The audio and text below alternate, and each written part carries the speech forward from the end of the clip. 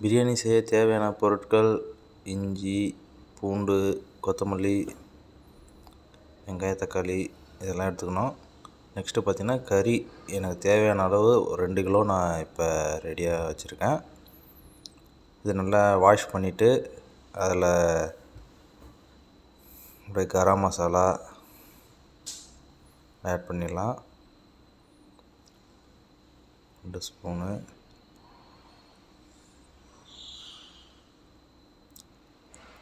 அதுக்கப்புறம் பார்த்திங்கன்னா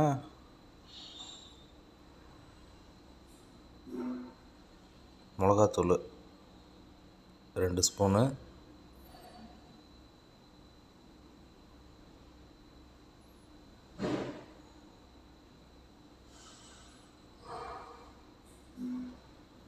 chicken masala 2 spoon.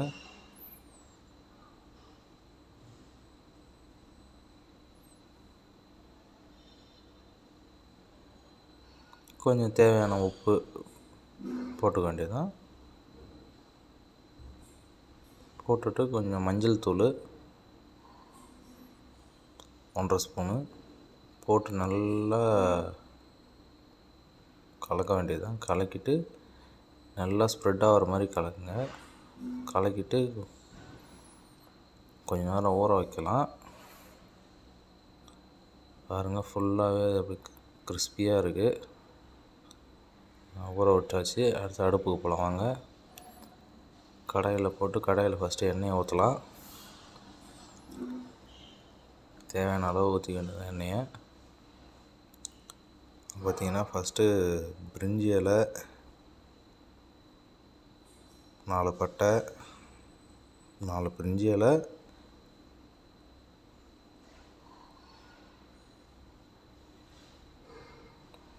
2 பட்டை, கிராம்பு எல்லாம் போட்டாச்சு. நல்லா ஃப்ரை ஆகுது. அதுக்கப்புறம் பார்த்திங்கன்னா கசகசா போட்டாச்சு. நல்லா அப்படி கொதித்து வருதுங்க. அப்போ எண்ணெய் எந்த அளவு நல்லா இதாக இருக்க பாருங்கள். சோம்பு கொஞ்சம் போட்டாச்சு. நல்லா ஃப்ரை ஆகுது. அதுக்கப்புறம் பார்த்திங்கன்னா வெட்டி வச்ச வெங்காயத்தை அப்படியே போட்டு ஃப்ரை பண்ண போகிறோம். வெங்காயம் நல்லா பொன்னிறம் மாற அளவுக்கு நல்லா நம்ம வதக்கணும். பாருங்கள், நல்லா ஃப்ரை ஆகுது.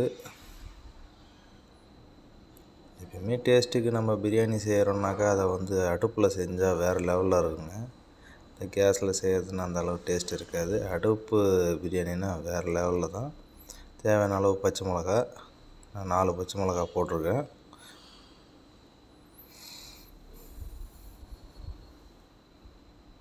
போட்டுட்டு ஒரு கலக்கி விட்டுடலாம். அதுக்கப்புறம் தக்காளி வெட்டி வச்சு தக்காளியை போட்டுக்கலாம். போட்டுட்டு நல்லா ஃப்ரை பண்ணலாம். அதை ஃப்ரை பண்ணும்போது அதுலேருந்து ஸ்மெல் இருக்கு பாருங்கள், நல்லாயிருக்கும். நல்லா ஃப்ரை பண்ணுறோன்னா பொன்னிறமாக ஆகிற வரையும் நல்லா அப்படியே ஃப்ரை பண்ணி விட வேண்டியது. நல்லா கிண்டி விட வேண்டியது தான். ஃப்ரை ஆகிடுச்சு பாருங்கள். அப்படியே எப்படி இருக்குது தொக்கு, வேறு லெவலில் இருக்குதுங்க. நெக்ஸ்ட்டு இஞ்சி பூண்டு பேஸ்ட்டு நமக்கு தேவையான அளவுக்கு. நான் பார்த்திங்கன்னா இந்த பிரியாணி வந்து 2 கிலோ தேவையான அளவுக்கு நான் ரெடி பண்ணின்னு இருக்கேன். அதனால் உங்களுக்கு எந்த அளவு தேவையோ அந்த அளவு ஆட் பண்ணிக்கலாம். போட்டு நல்லா கலக்கி விட்லாம். இஞ்சி பூண்டு பேஸ்ட் எந்த அளவு போகிறோம் அந்த அளவு டேஸ்ட் நல்லாயிருக்கும். அதுக்கப்புறம் நம்ம ரெடி பண்ணி வச்சுருந்த சிக்கனை ஆட் பண்ணிடலாம்.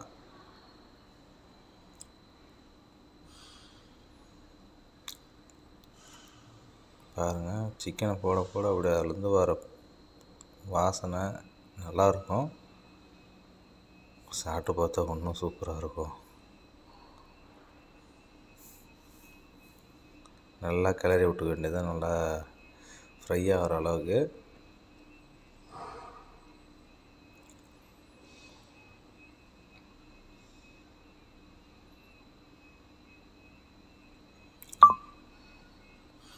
பாருங்கள், அப்படியே வேறு லெவலில் இருக்குது. ஃபுல்லாக அப்படியே ஃப்ரை ஆகிறதுக்கு ஃபுல்லாக ஸ்ப்ரெட் பண்ணி வச்சுச்சு. அதுக்கப்புறம் தண்ணி தேவையான அளவு ஊற்றிட்டு அதை நல்லா கொதிக்க வைக்கலாம். கொதிக்க வச்சோன்னு பாருங்கள் நல்லா எப்படி கொதிக்குதுன்னு. நல்லா தழும்ப கொதிக்குது. பாருங்கள், நல்லா கொச்சிருக்கு பாருங்கள். நல்லா கொதிக்கணும், கொதிக்க விட்டால் தான் நல்லா டேஸ்ட்டு கிடைக்கும். அது கொஞ்சம் ட்ரை ஆகணும். அதுக்கப்புறம் பார்த்தீங்கன்னா நான் வந்து ஒரு 2 கிலோ அரிசி இதுக்காக எடுத்துருக்கேன். பாருங்கள், அரிசி ஆட் பண்ணிக்க வேண்டியதுதான். கழுவி வச்ச அரிசி, கழுவி ஊற வச்சது ஆட் பண்ணிக்க வேண்டியது. அப்படியே பாருங்கள், நம்ம அரிசி போடும்போது அந்த கொதிக்கிறது அப்படியே நல்லா தெரியுது. போட்டுட்டு அதுக்கப்புறம் நல்லா கிளறி விடணும். பாருங்கள், நல்லா கிளறி விட்டதுக்கப்புறம்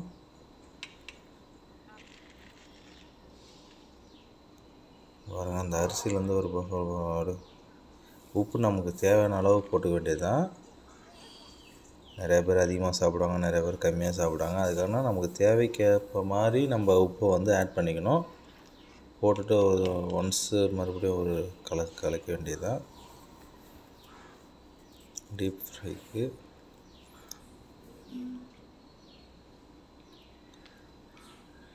பிரியாணி செய்கிறதுனாலே ஒரு சுவாரஸ்யமான கலை மாதிரி அது. சரி, அதுக்கப்புறம் நம்ம தட்டு போட்டு மூடி வச்சிடலாம். இப்போ எப்படி இருக்குதுன்னு கொஞ்சம் திறந்து பார்ப்போம். ஓகே, நல்லா கொதித்து அந்த அரிசி பதமாக வெந்திருக்கு. கிளறி விட்டுக்க வேண்டியதான்.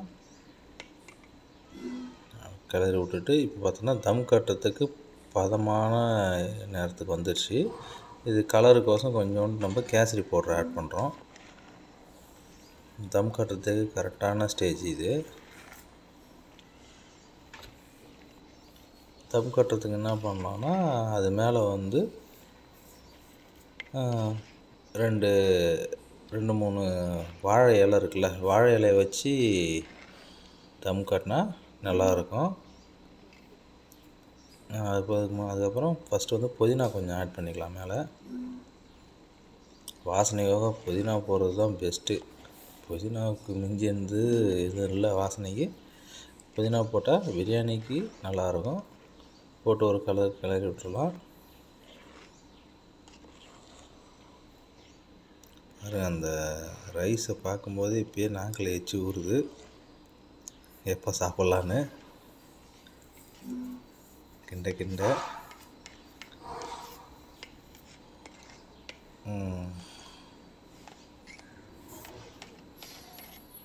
தம் கட்டுற அளவுக்கு வந்துடுச்சு. தம் கட்டுறதுக்கு எல்லாம் ரெடி பண்ணியாச்சு. வாங்க தம் கட்டுவோம். இலையை கிழிச்சு போடுவோம். கேப், அதாவது காற்று போகாத அளவுக்கு அப்படியே சும்மா கேப் இல்லாமல் அப்படியே இலையை வச்சு மூடணும். அப்போ தான் தம் கட்டி நல்லா கிறிஸ்பியாக இருக்கும் சாப்பாடு பிரியாணி. தம் கட்டுறதுக்கு மேலே இருக்கிற கீழே இருந்து கங்கு எல்லாத்தையும் மேலே போடுவோம். பாருங்கள், அப்படியே தம் பிடிக்கிறவரை வெயிட் பண்ணுவோம். டைம் ஆகிடுச்சு. நம்ம அப்படியே இறக்கி பார்ப்போம். பாருங்கள் எப்படி இருக்குது பாருங்கள், சூப்பராக இருக்குங்க, வேறு லெவலில் இருக்குது. பாருங்கள், இலையை எடுத்துகிட்டு அப்படியே ஒன்ஸு கிளறி விட வேண்டியது தான். பிரியாணி ரெடி ஆகிடுச்சு. பாருங்கள், அப்படியே பொலன்னு இருக்குது பிரியாணி.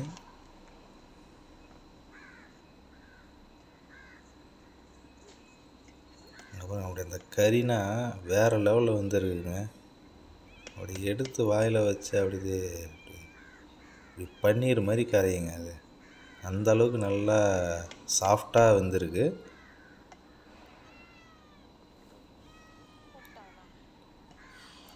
மறுபடியும் புதினா ஆட் பண்ணலாம். புதினா போட்டால் இன்னும் ஸ்மெல்லு நல்லாயிருக்கும். வாங்க சாப்பிட்டு பார்ப்போம். இலையில் போட்டாச்சு.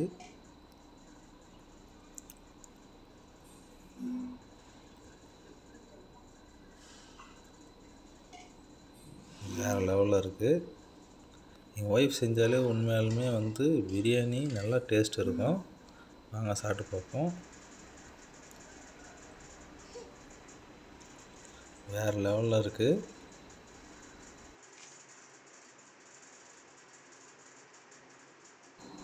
Thank you guys. நெக்ஸ்ட் வீடியோவில் பார்ப்போம். லைக் பண்ணுங்கள், ஷேர் பண்ணுங்கள், சப்ஸ்கிரைப் பண்ணுங்கள். உங்களோட சப்போர்ட் எனக்கு ரொம்ப ரொம்ப முக்கியம் கைஸ். இன்னும் நிறையா வீடியோ போடுறதுக்கு ப்ளீஸ் சப்போர்ட் மீ.